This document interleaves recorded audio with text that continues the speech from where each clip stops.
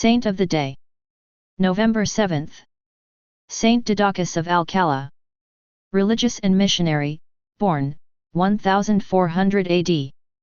San Nicolas del Puerto, Kingdom of Seville, Crown of Castile.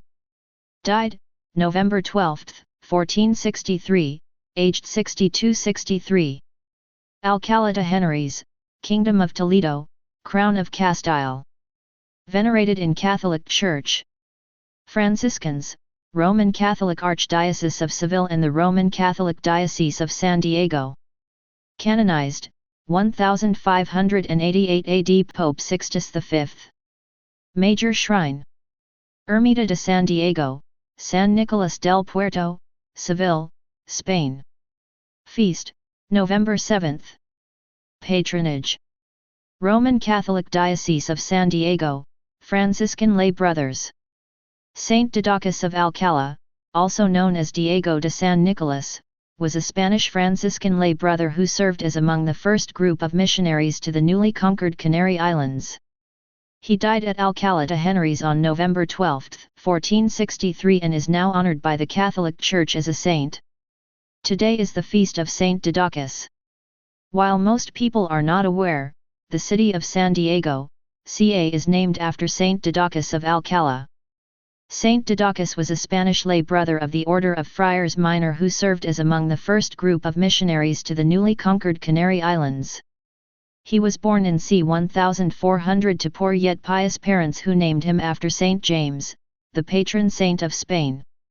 In Spanish, Saint James is called Saint Santiago and Diego is a derivative of Santiago.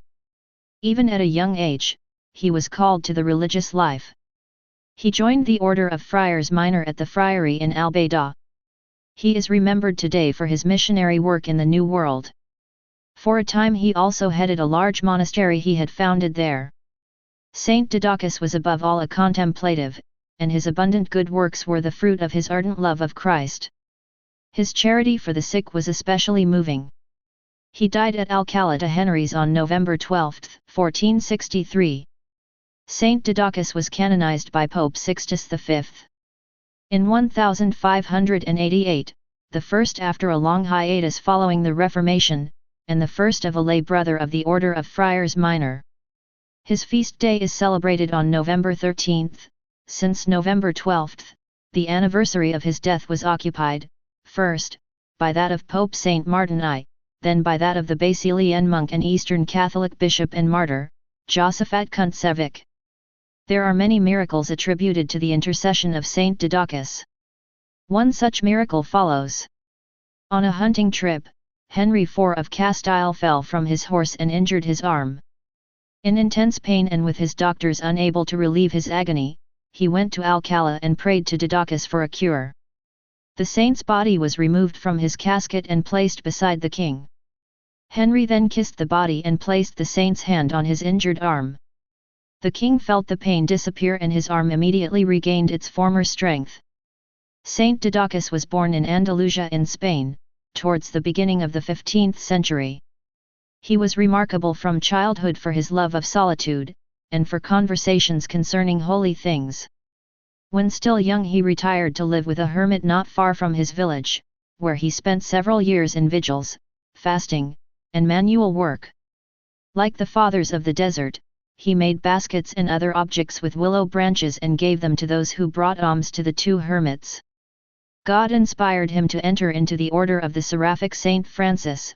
He did so at the convent of Arizafa, not far from Cordova. He did not aspire to ecclesiastical honors, but to the perfection and inviolable observance of his rule and admirable ideal, the practice of which, according to Saint Thomas Aquinas, is equivalent to martyrdom in merit. He made himself the servant of all his brethren. Any occupation was his choice. All his possessions were a tunic, a crucifix, a rosary, a prayer book and a book of meditations, and these he did not consider as his own and wanted them to be the most worn of all that was in the house. He found ways to nourish the poor who came to the convent, depriving himself of bread and other food given him, and if unable to do so consoled them with such gentle words that they left with profit nonetheless. At one time he was sent by his superiors to the Canary Islands, and went there joyfully, hoping to win the crown of martyrdom. Such, however, was not God's will. After making many conversions by his example and holy words, he was recalled to Spain. He was assigned to the care of the sick, and when he went to Rome for the Jubilee year of 1450, with 3,800 other religious of his order, most of whom fell ill there, he undertook to care for them, succeeding in procuring for them all they needed even in that time of scarcity. Saint Didacus one day heard a poor woman lamenting, and learned that she had not known that her 7-year-old son had gone to sleep in her large oven. She had lighted a fire and lost her senses when she heard his cries. He sent her to the altar of the Blessed Virgin to pray, and went with a large group of persons to the oven. Although all the wood was burnt, the child was taken from it without so much as a trace of burns. The miracle was so evident that the neighbors took the child in triumph to the church where his mother was praying, and the canons of the church dressed him in white in honor of the Blessed Virgin. Since then, many afflicted persons have invoked the Mother of Heaven there. After a long and painful illness, Saint Didacus ended his days in 1463, embracing the cross which he had so dearly loved during his entire life. He died having on his lips the words of the hymn, Dulce Lignum Sweet Wood, a chant of Good Friday. His body remained incorrupt for several months, exposed to the devotion of the faithful, ever exhaling a marvelous fragrance. He was canonized in 1588. Philip II, King of Spain, had labored to obtain that grace after his own son was miraculously cured in 1562 by the relics of the saint when he had fallen from a ladder and incurred a mortal wound on his head. Reflection: if God is in your heart, he will be also on your lips, for Christ has said, out of the abundance of the heart the mouth speaketh. Prayer. Almighty and eternal God, your wondrous providence has chosen the weak things of the world to confound the strong. Hear our humble prayer and grant that the prayers of your blessed confessor Didacus may make us worthy of eternal glory in heaven. Through our Lord